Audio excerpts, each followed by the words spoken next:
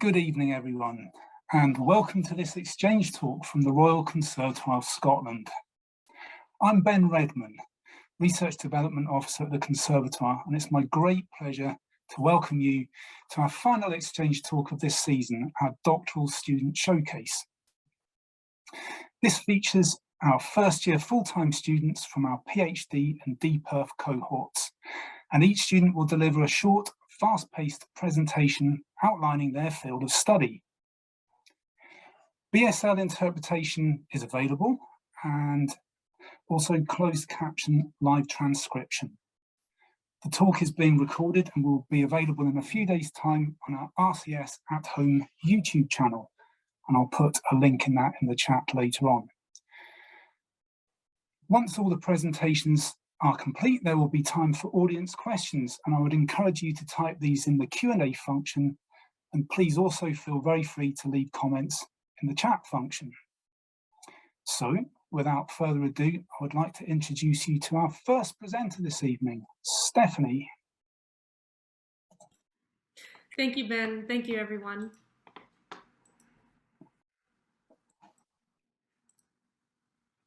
All right, there should be a black PowerPoint slide on the screen. So my name is Stephanie Lampreya, and I am a contemporary classical vocalist. Today, I'm going to talk about binary structures in classical vocal performance and artists today who break those molds.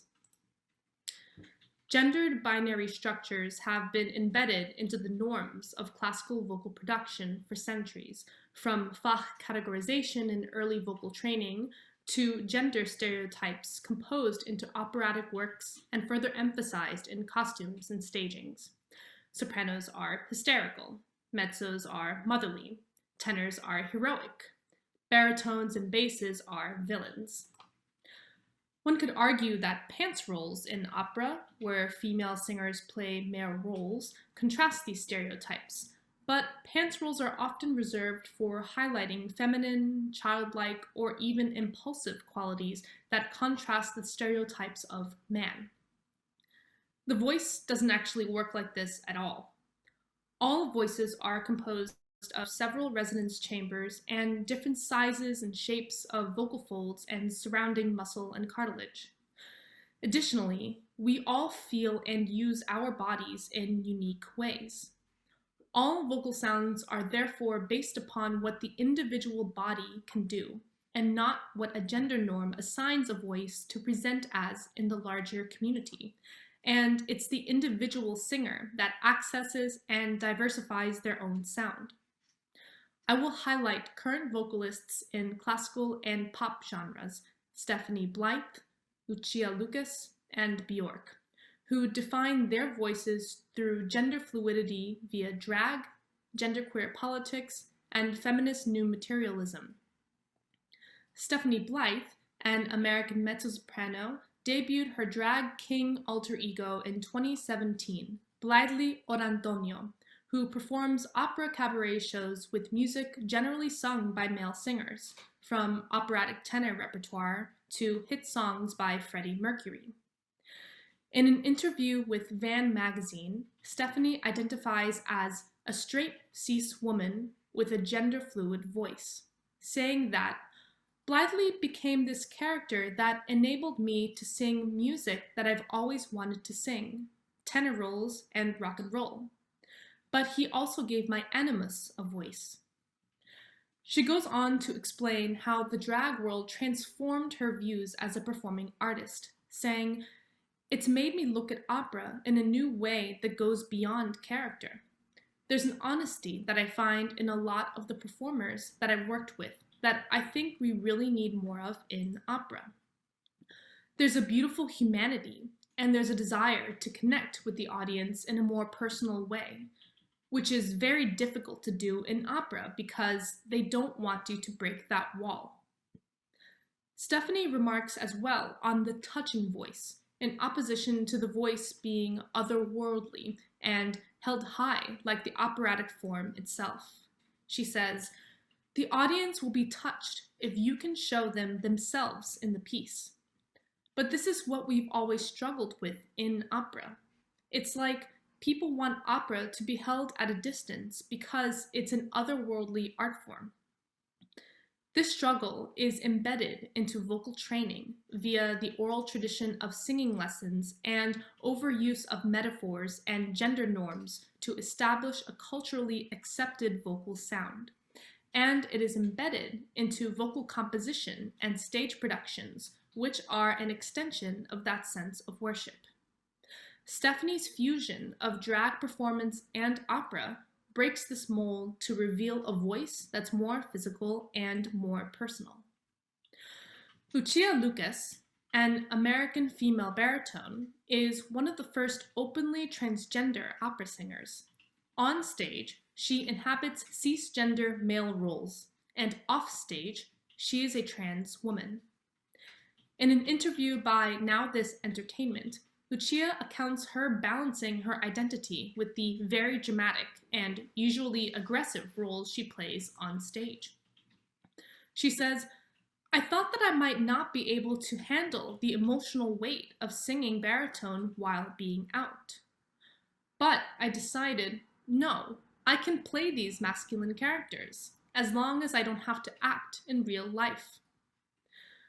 Lucia equates her trans experience as an opera singer to the Fach system enforced in university-level vocal pedagogy. She says, "The tricky thing about voice and about studying in college is there are some voices that don't mature until 30, 35, 40, 45. People would say, oh, you shouldn't sing Wotan, and you shouldn't sing this, and you shouldn't sing that. You should wait until you're 40 or 45. Whenever somebody would say something like that, I would just think, when am I gonna come out? Now, as a successful and out trans singer, Lucia brings powerful and unique perspectives to hypermasculine baritone roles. In playing these male characters, she describes, I'm able to bring other ideas that I don't think cis men would bring to it.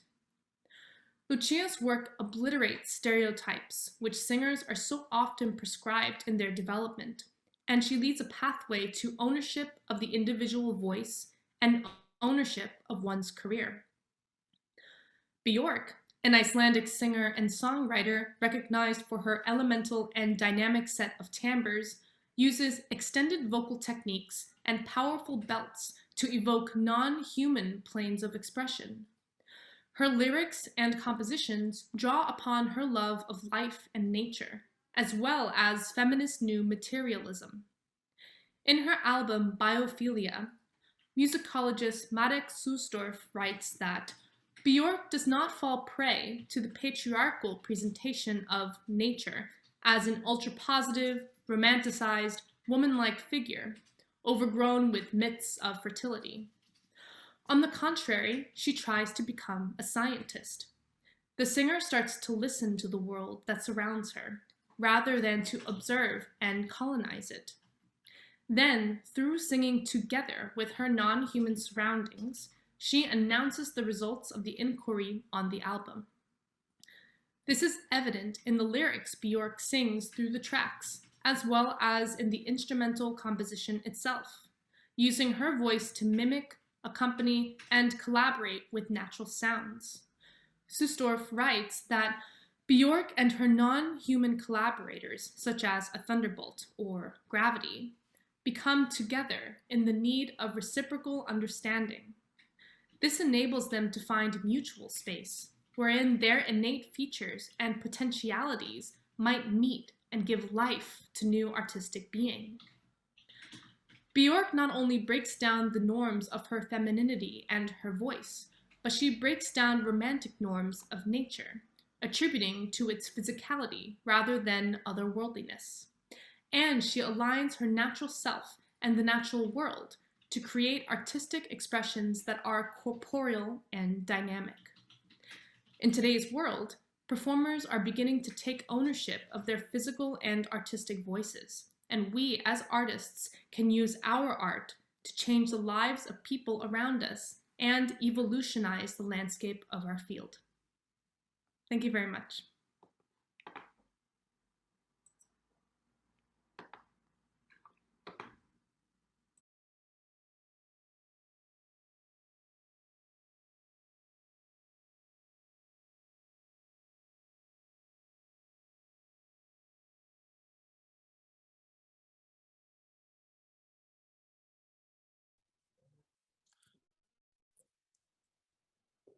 Hi everyone, my name is Anthony Cowie and my PhD is in the sounds of science, practice-based research PhD exploring the use, purpose and potential of music in science centres. So just to give you a bit of background, I'm originally from the northeast of Scotland, from the coastal town of Portsoy, where I grew up working on a small farm. And upon leaving home, I supported my musical life with a variety of manual labour work. And my route to academia was probably what you'd call non-traditional, and not without a few bumps in the road. I've recently achieved an MA with distinction in music and the environment, so my PhD felt like a natural fit following on from that. My non-musical working life is also definitely fed into and ultimately led me to my studies through the creative arts, firstly through the music industry, then theatre, and most recently through education and the care sector. So whilst I was thinking about how to determine the way in which I would approach the use of music within science centres, I became more and more aware of the exploration that was possible around the fields of music psychology and interactivity. So when designing an installation, particularly with music or sound, it can't just be an exercise in technical execution. It does have to be, I feel very strongly about the ways in which sound or music can impose on people. So I would look to engage with the staff as well at the sites. I consider my practice to be mainly instinctual. I have no formal music training. I consider myself self-taught, but I view this as a positive as it sometimes leads me to interesting places musically. And here I've listed a few of my compositional interests. So I've mentioned lived experience earlier, as there are several strands which I've been thinking around, and I've been trying to separate them off late with regard to composition for an environment. And this is another of the questions that I've been puzzling over. From a methodological standpoint, these are some of the ways in which I'll frame the research, whilst also considering an autoethnographic angle. I'll use both qualitative approach with quantitative methods in order to assess and measure the impact and scope of the research. I'm extremely fortunate to have a diverse and supportive supervision team, rich in experience and skills. They are Rachel Drury and Emily Doolittle from RCS, Mary Stewart originally from St Andrews Uni and now working at MFN Berlin, Pete Williams also from St Andrews Uni, and Lorraine Lemon from the Dundee Science Centre. So one aspect of the research I'm especially interested in is scope for collaboration and drawing on the expertise of others and taking an interdisciplinary view of the research as a whole. I think that these nodes of connection between strands are opportunities for initiating further study or practice. The city of Dundee itself occupies a particularly peculiar position within the context of what is defined as the northeast of Scotland. And it's both a geographic and nascent cultural liminality, which begs further investigation. And the Science Centre in Dundee has undergone a recent refurbishment during the lockdown. So in thinking about design aspects relating to the new space, I'm looking to borrow from elements of archaeoacoustics, ecoacoustics, and thinking of sonic urbanism and related contemporary architectural design. So in considering my own ideas of space and place, I've noticed the way in which my personal geography feeds into my practice, and in part the way in which I commute from Glasgow, from a rural position rather to the city of Glasgow. I'm also thinking around the idea of the studio as an instrument, but one which is rooted and not easily transportable. So I'm looking as well to further explore Pierre Bourdieu's ideas around economic, cultural, social, and symbolic capital, and how these strands fit with perception of sound music within the science centres and museum spaces. When looking to incorporate external elements from spheres such as ecoacoustics, archaeoacoustics, or sonic urbanism, I look to explore their entanglement with both positive and negative elements and how this relates to the construction of the soundscape. So looking at this list of associated topics, how can music or sound address this raft of considerations within the context of its use within a science centre? What are the associated values and meanings for stakeholders? And another consideration I'd like to interrogate is the idea of building in adjacent layered learning. How can one build on the foundations of the initial function of the piece and communicate further? And finally, I'd like to thank you in advance for your patience with regard to my research. I have so many questions not touched upon here that I'm fairly sure at some point I'll ask a stupid one. And here are my contact details. I'm always available if ever anyone would like to talk about anything. Thank you.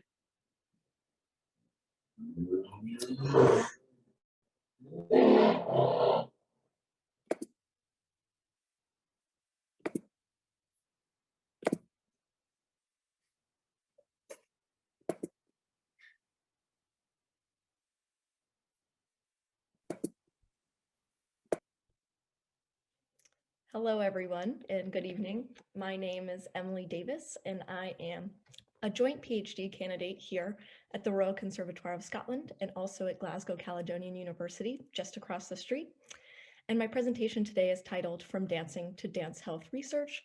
And I'll be discussing a bit about my background, my research, and really what I'm doing here at RCS and in Glasgow.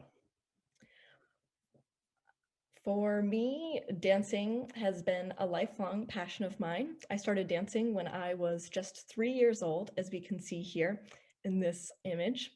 And then I was lucky enough that I was able to have a professional ballet career with the Pennsylvania Ballet. I danced with the Pennsylvania Ballet for 6 years and only stopped in order to move here to Glasgow to start my PhD. And really, this has been an incredible journey for me in being able to follow my passion in dancing. And now I'm starting to find my passion related to dance health and dance health research.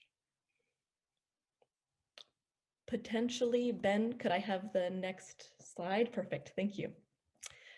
While in Philadelphia, in addition to dancing, I was also studying biology, and I had a real interest in really what health was and how it could interact with dance. And as you can see here from an advanced cell biology presentation, I did try to bring dance and health together in my studies, but it really wasn't in a very meaningful way. However, I was able to find the intersection between dance and health in community settings, where here I am teaching in a stroke rehabilitation unit. And this is really where I felt my own passion shifting from my own dancing and performance to dance health and dance health research. As you can see here, this is Dance for Health, and that's the field that I am investigating. It's also known as dance health, which is how I reference it, but it's really an emerging field of research. It's referenced as Dance for Health as well as Dance Health, and it was just defined by the International Association of Dance Medicine and Science in 2021.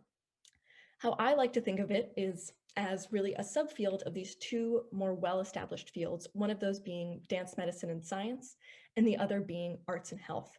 And in bringing these two fields together, it creates this field of dance health, which really looks at dance as a means of health promotion for people across the lifespan. Granted, a lot of this work is focused on dance for chronic pathologies. This is taken from a scoping review in 2019, and a lot of this work has, as you can see in this diagram, focused on Parkinson's disease, and less is focused on other neurological conditions like multiple sclerosis and Alzheimer's. And really, this wide body of research on dance for Parkinson's can be credited to this program, Dance for PD, that was started in New York City about 20 years ago. And they've trained hundreds of artists that have started programs all around the world. And really, this has attracted the interest of researchers. And that's why there's now a wide body of research supporting the benefits of dance for people with Parkinson's disease. There is a Dance for Parkinson's program here in Scotland, supported by Scottish Ballet. But what really made me want to come here to Scotland and to work with Scottish Ballet is there are other programs for neurological conditions that have not been as extensively studied. One of these being Time to Dance, which is an adventure-only program, and the other being Elevate, which is a program for dancers with multiple sclerosis. And in the context of dance health, Dance for MS really has not been extensively studied. So there's a lot of areas for me to research, and this will be the focus of my PhD study. And really, in addition to this program being novel here in Scotland, it's also a really interesting place for me to be conducting my research, as there's really a high world rate of MS diagnoses here in Scotland. The highest is here in Orkney, and more generally, there is still a very high rate of MS diagnoses, incidence, as well as prevalence here in Scotland. As for my PhD work, I'm really planning to start with a systematic literature review around dance for multiple sclerosis. And I'm only in the identification stages at this point. However, I am moving on to the screening, and this will be really useful for myself as well as for the broader field in establishing the current evidence base. Ben, do you think we could move to the next slide, possibly? Great, thank you so much. So here is my Prisma diagram, and here, as we can see, I'm only in this identification stage, and there's also then all of these other stages. So as you can see, I have quite a bit more left to do. But really, as I said, there is yet to be a systematic review, so this will be incredibly helpful for myself and for my research. I'm also planning to conduct or investigate these in-person Dance for MS programs, the first of which is here in Glasgow, and then there will also be programs that Scottish Ballet is starting across Perth, Orkney, and Dundee. Specifically in relation to this Dundee program, there is discussion of piloting the use of a digital application, and this will allow for us to really understand what the benefits of dancing are across the short and the long term for dancers with MS. And really this can allow us to see what the relevance is for people living with MS in their day-to-day lives. In addition to the use of digital research methods, there's also been a wide outgrowth of digital or remote dancing options, and this is really because of COVID-19. Here you can see a live Dance for Parkinson's class, but Scottish Ballet is also providing these classes for people with MS.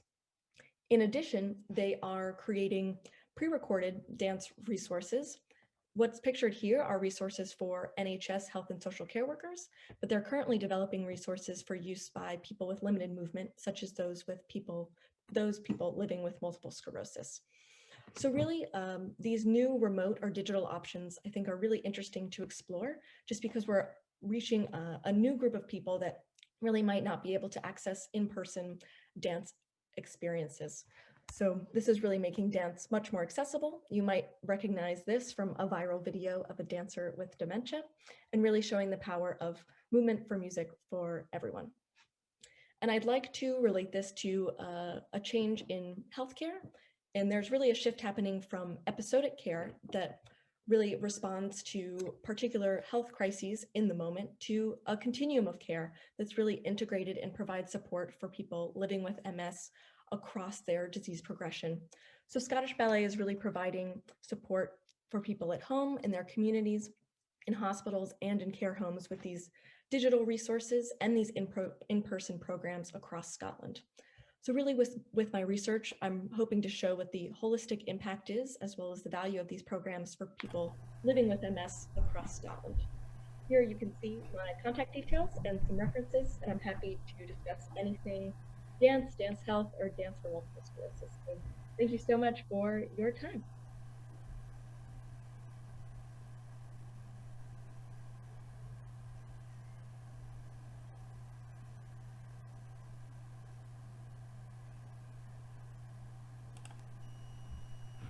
Hi, I'm Jaime Diaz. I have brown skin, long black hair at the top, shaved on the sides, and a blurred white background behind me. Today, I'll be talking about my PhD project toward a queer concept of the score, and I'll sort of show how my identities interact with staff-based notation.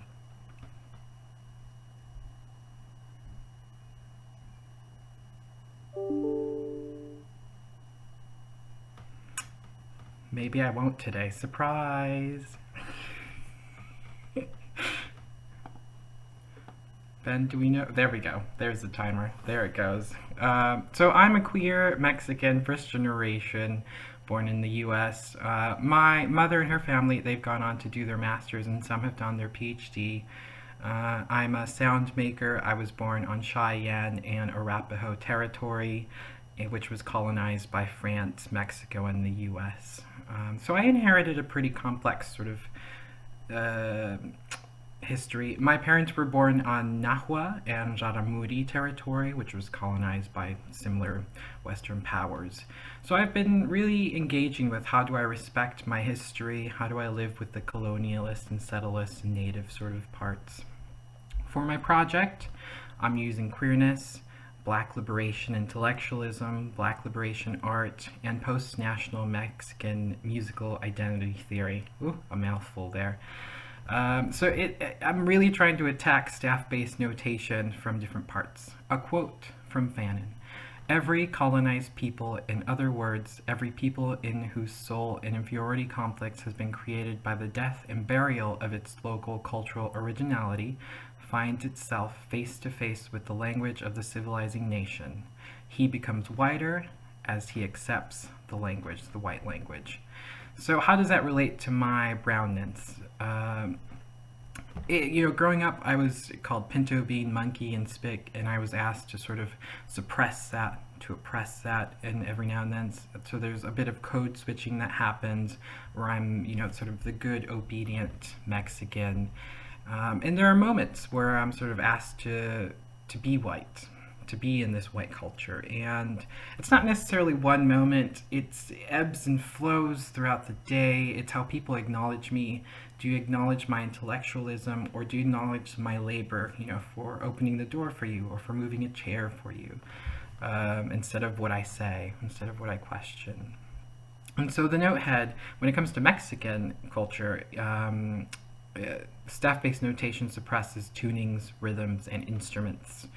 We'll have a little example of an Aztec death whistle here in a bit. But as I'm getting further into my PhD, I'm discovering that when I compose my Mexicanisms, I'm giving my agency over to performers a lot of the time, so I don't get to really notate ideas fully, which means they don't get a permanent sort of musical identity that a lot of white composers do with urological sort of ideas. Here's a video.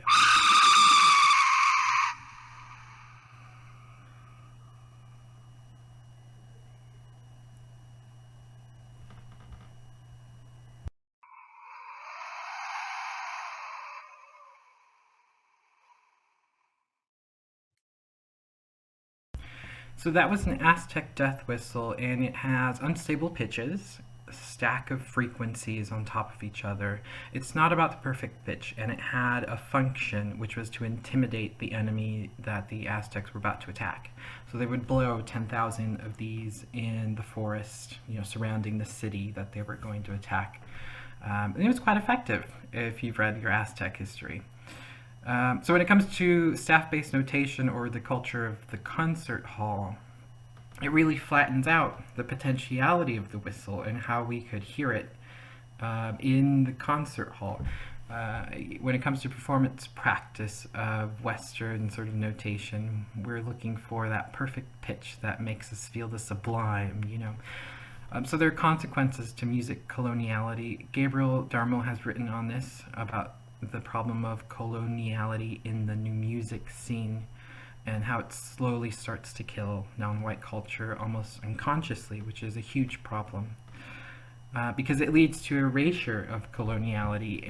Dr. Kira Thurman, her PhD from 2013, looked at the history of Black musicians in Germany and Austria, and the race, performance, and reception of them, and how we keep forgetting about the accomplishments of underrepresented people in Western art music. So this is when I began to ask, where are the US-born Mexican musicians?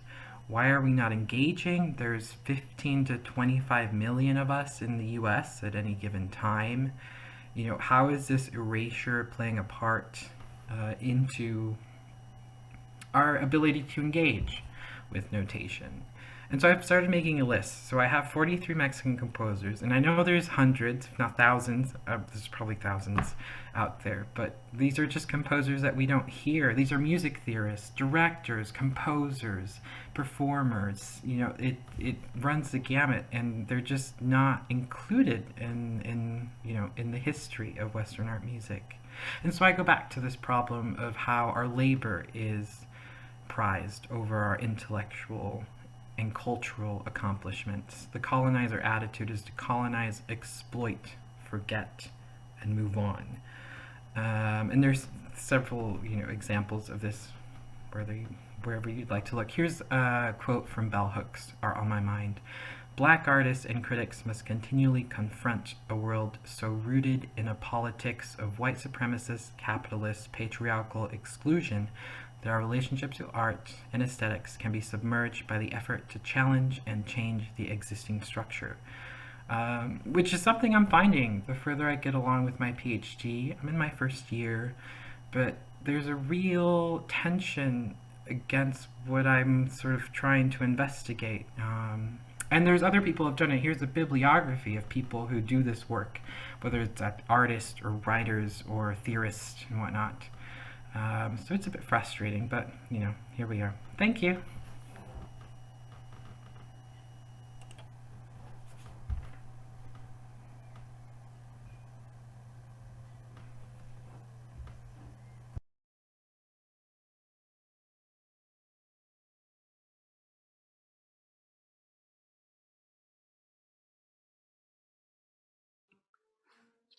Hello, I'm Jacky Hazel. I'm a composer and a general research student here at the Conservatoire in the PhD program.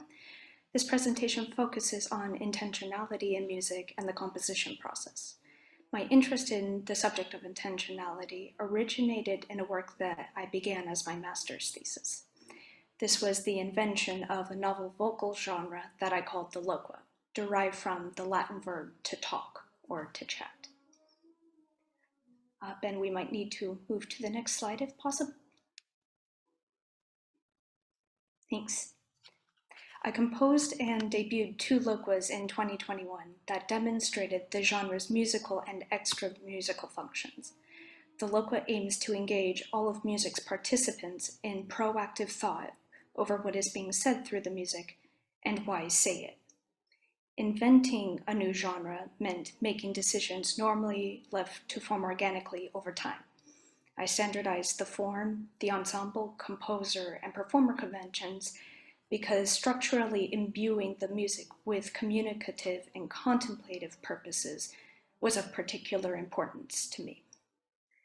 The loqua's goal of asking its participants to think about what the music is about led to my interest in music's intentionality. Intentionality is the capacity for a thing to be directed towards or about something. This capacity is reflected whenever we say, "What were you thinking about?" or "What is the song about?" Generally, our thoughts and actions are the easiest location to observe intentionality. And we might need to move to the next slide again.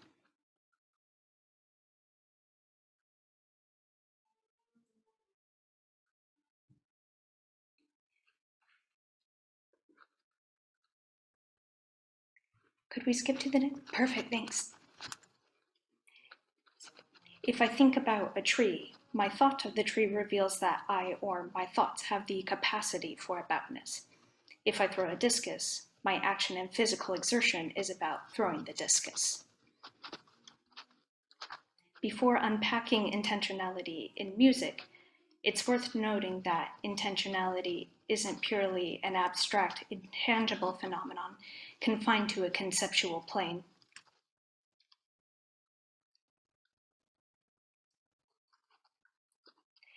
Niels Angelstad used these 4 cyclical phases to explain how intentionality manifests in physical time and space.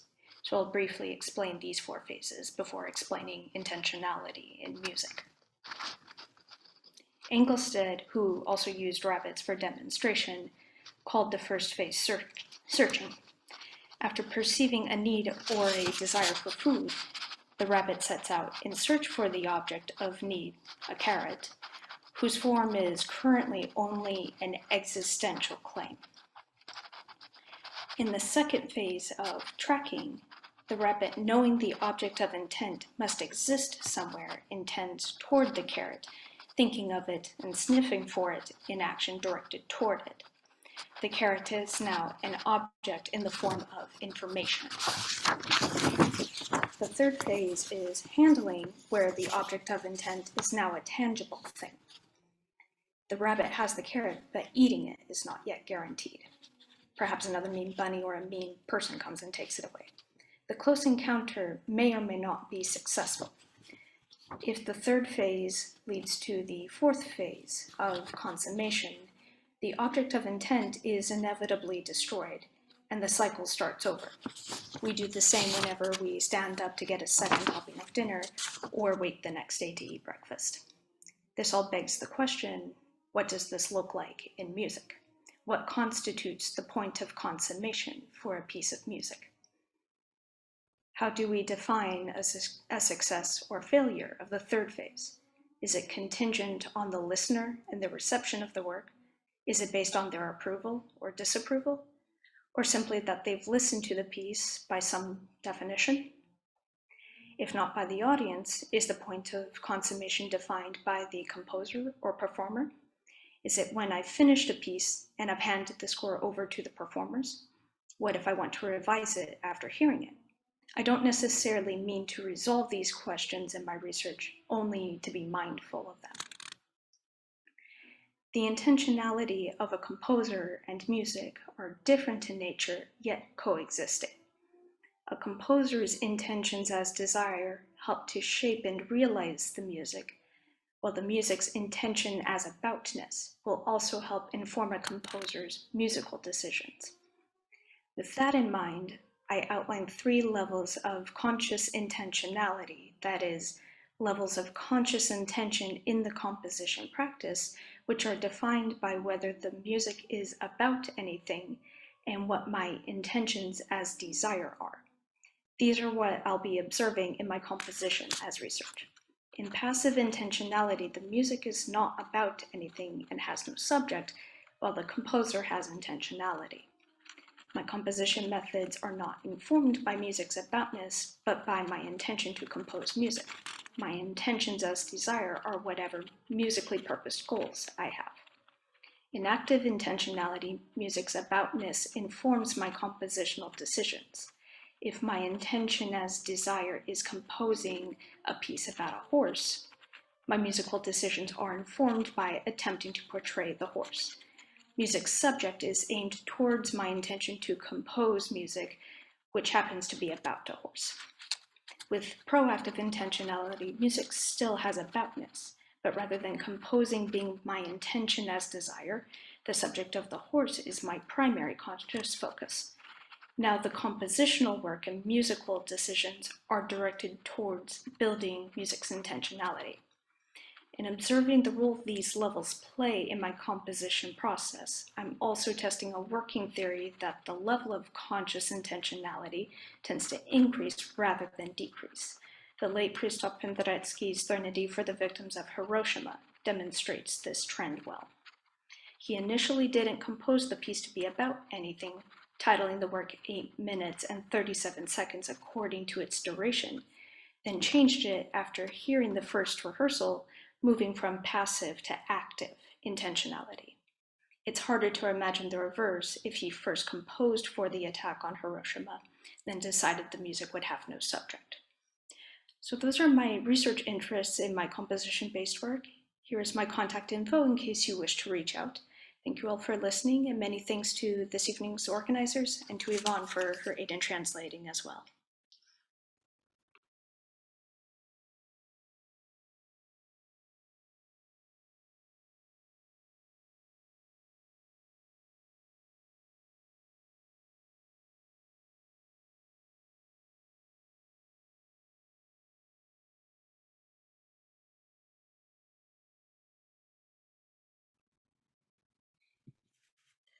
Good evening, everyone. My name is Baichuan Hui. I'm a pianist in the first year on this Doctor of Performance program in the Royal Conservatoire of Scotland and the University of St. Andrews.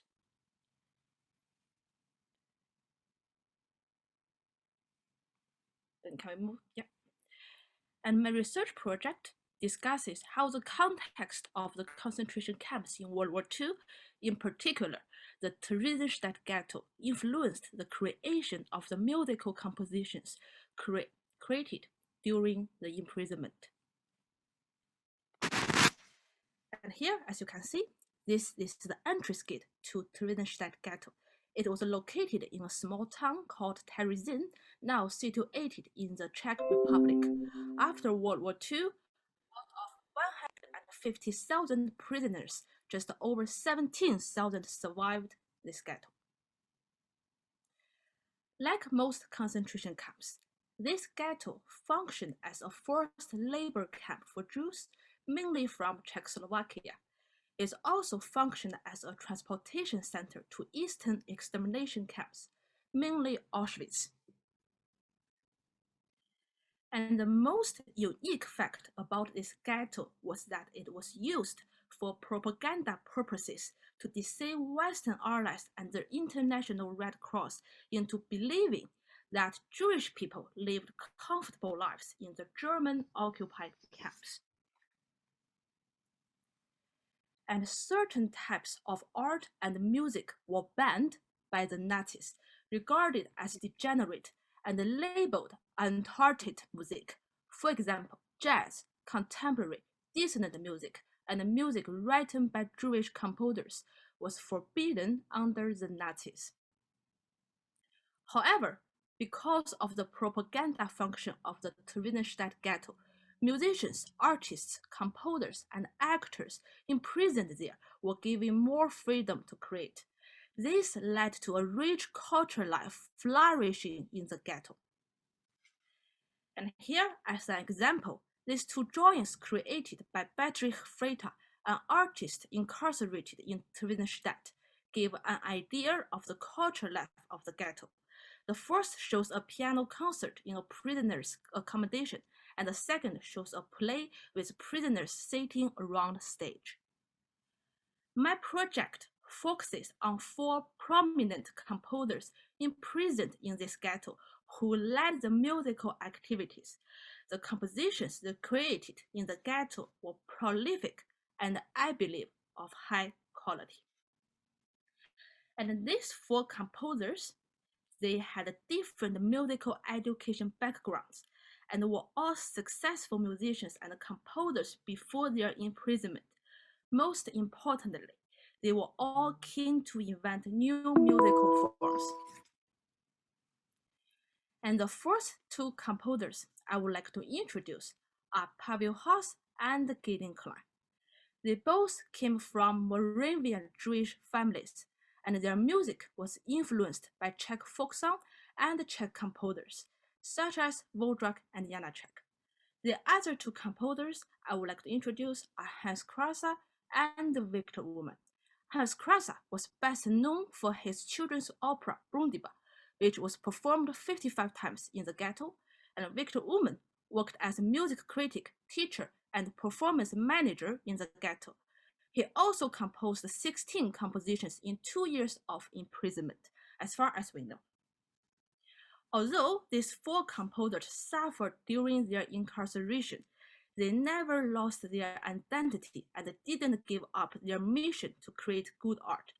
And here is a moving quote from Victor Ullmann. Through my research, I have built connection with some of the international organizations who continue to record and promote their music. If anyone is interested in learning more about these composers suppressed during World War II, consult these organizations' websites. There are many reasons why their music has been neglected for almost half a century.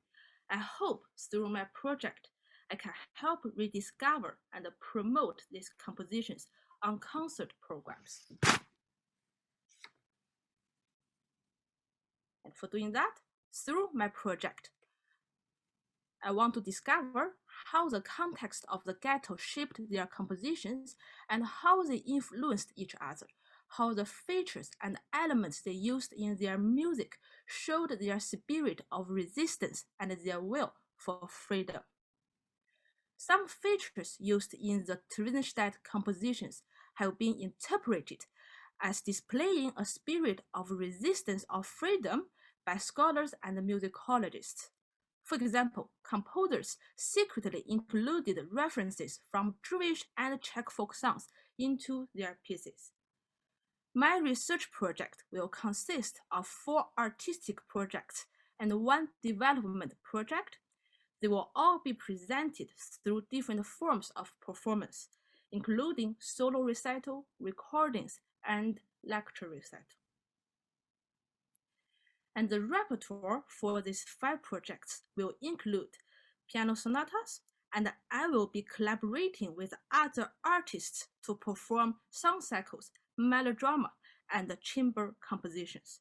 In addition, I will arrange 2 string trio compositions into piano solo pieces.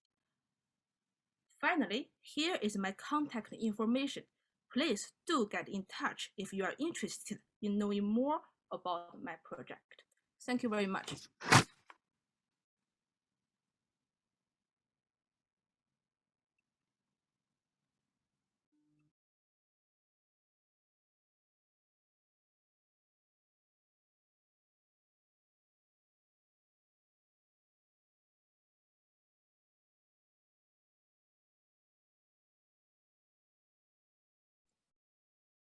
Good evening, everyone. My name is Inasang. I'm a first-year DPerf student and a pianist. Today, I will be presenting about my topic of study, Adolf von Hanzelt and his piano music. Before we start, has anyone heard of this composer Hanzelt? I personally didn't know about him before I researched on him. The German composer and pianist was born in 1814 in Suwałk, Germany, and died in 1889 in Silesia, Poland. Hanzelt occupies a formally established place in the galaxy of Romantic 6 composers, or born within the space of 5 years of one another between 1809 and 1814. The earliest Mendelssohn, followed by Chopin, Schumann, Liszt, Thalberg, and Hanzelt himself. He studied piano with Hummel in Weimar and composition with Schachter in Vienna. Hanzelt took 2 years only to emerge with a style of playing that combined Franz Liszt sonority with Hummel's impeccable sense of legato. After the publication of his Etudes Opus 2 and 5, he quickly became preeminent. In 1838, after his concert in St. Petersburg, Hanzelt was offered immediate employment in the city. Thereafter, St. Petersburg became his first home. Russia laid claim to Hanzelt, and he became the founder of a nationalist school of music, as teaching many great students such as Nikolai Zevelov, who taught Rachmaninoff. So his music influence reached on other Russian musicians like Balakirev, Lafnov, and even Rachmaninoff. For example, Hanzelt's influence on Rachmaninoff is easily noted between Hanzelt's concerto and Rachmaninoff's C-sharp minor prelude. Also, there is a recording of Rachmaninoff playing one of Hanzelt's etudes. Also, Balakirev dedicated Au Jardin to Hanzelt in anticipation of the 50th anniversary of the latter's arrival in St. Petersburg. When Hanzelt died, Balakirev wrote a letter to his friend Stasov.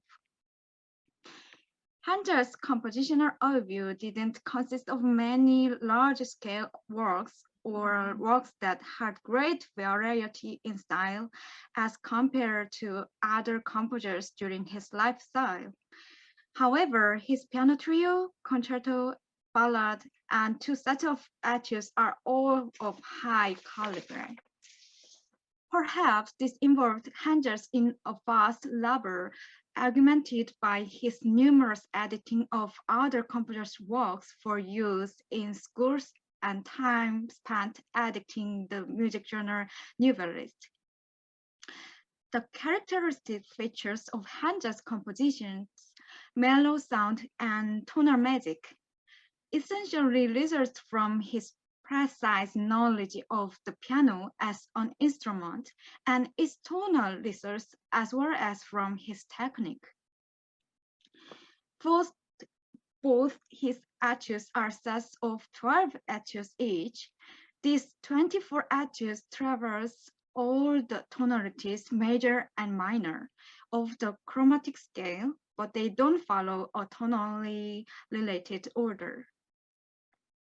There is a suspicion that Hazle and Chopin might have met in Karlsbad a year before Hazle published his etudes. Believe it or not, Hazle had access to Chopin's etudes opus 10 when Hazle was only 19. Hazle himself claims to have hands that were not too big, but he made it perfect with his own training and finger exercise. So his left hand stretch could take in C, E, G, C, F, and his right hand's B, E, A, C, E. Apparently, it involves the gradual stretching of his hand so that he could easily reach the interval of a tenth. This allowed Hazle to make use of extended chords and gave him complete control of his cantabile without playing sustaining pedal. Franz Liszt appears to have been amazed, found out the secret of Hazle's hands. He told his pupils, "I could have had 4 paws like that if I had wanted to." Also, Schumann wrote rare reviews referring to Hazle, who possesses the most equally developed hands of iron strength and endurance, and capable of softness, grace, and singing qualities. To sum up, Hazle was an important bridge between German music and Russian music. I will be performing his music in my recitals. Then you will be able to hear and find out the similarities and affinity with other romantic music. Here are some references that I have used for this presentation. Most of the information is from Hazle's Society, who supports my study very much. I am keeping in touch with them regularly and could easily research on Hazle thanks to them. Thank you so much for listening to my presentation. Here are my contact details. Please don't hesitate to contact me if you have further questions. Thank you so much.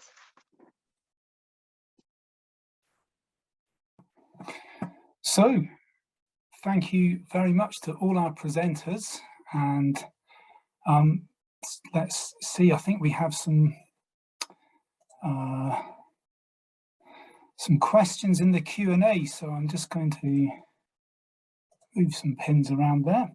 Okay, let's see. So we have a question from Bethany, question for Emily.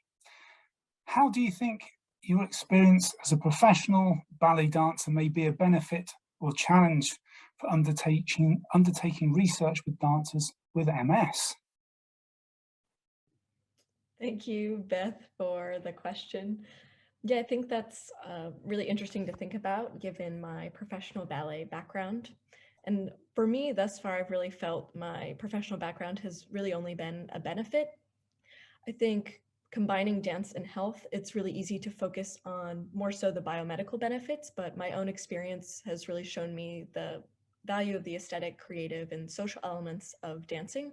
So I think always being able to come back to my own practice and my own experience is really helpful in continuing to frame my research question and research methods and what I'm hoping to achieve through my PhD.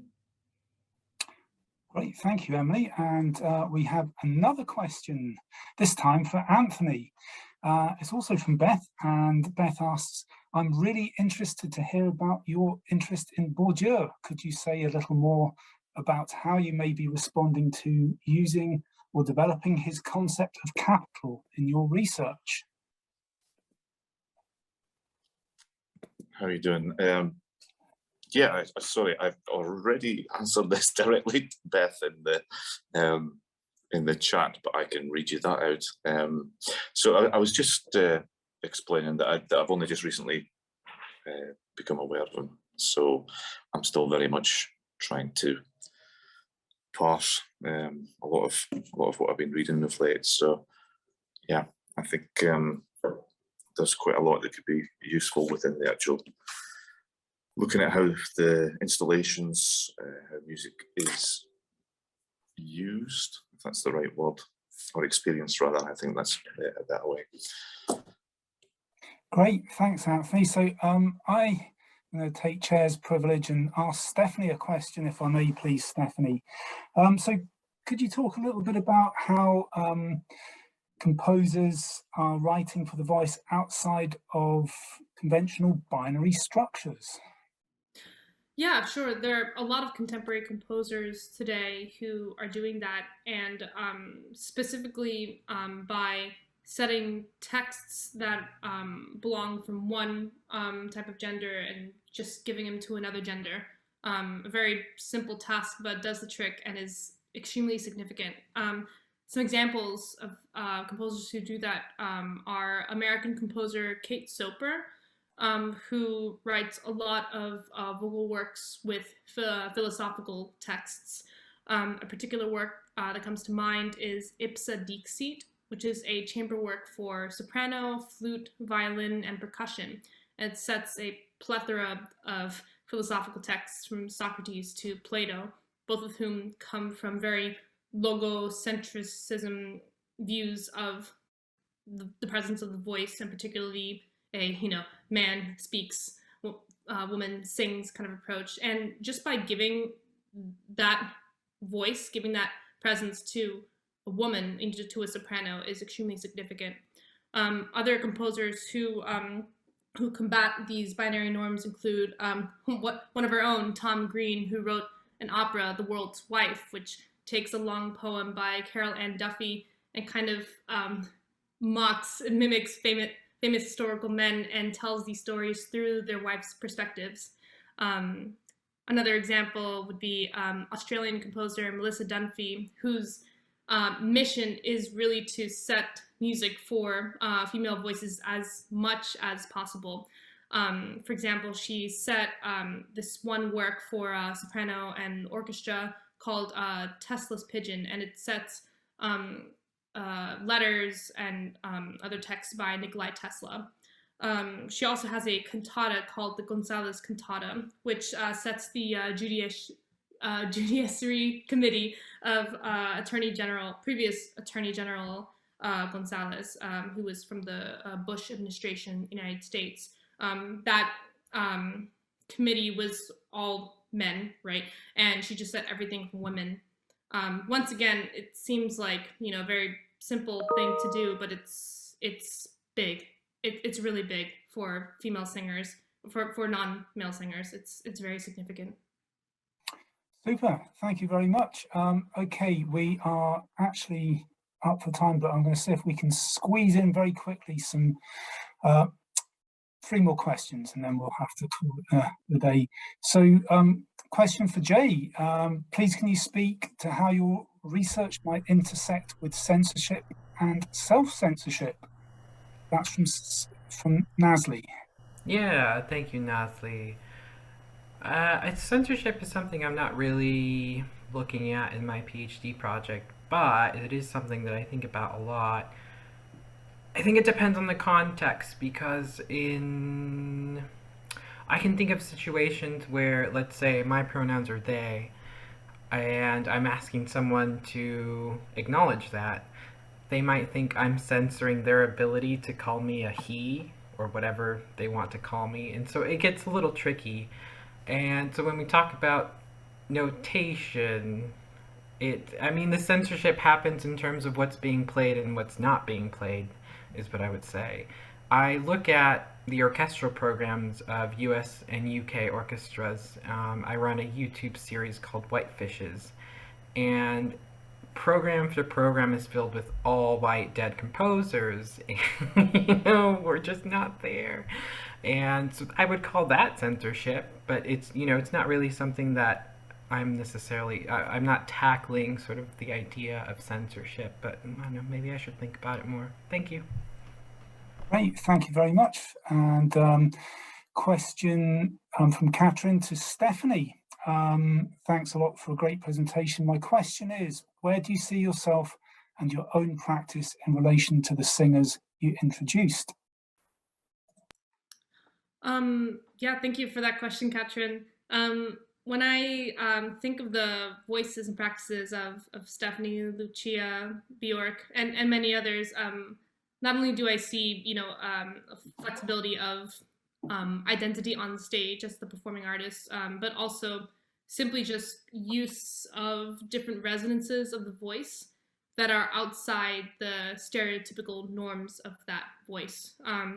In my performance practice, for example, I'm a trained opera singer. I'm trained as a lyric coloratura, which means I sing a lot of, on stage, a lot of maid roles, a lot of, maidens in distress. And my personality is not like that. And I don't know, also just, it didn't feel right physically for me to just confine my voice, to that specific usage.